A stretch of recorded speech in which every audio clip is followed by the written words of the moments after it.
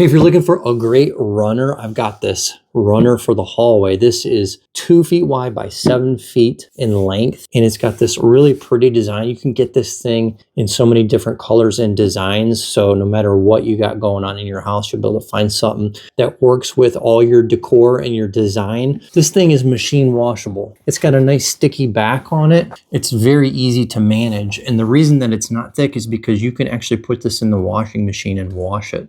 So if the dog pees on it, or you get mud, or it just gets dirty for any reason, throw it in the washing machine and bring it back to life. We have a couple of different rugs like this that are machine washable, and they are the best. All right, just take a little trip down the rug here for you, give you a good look.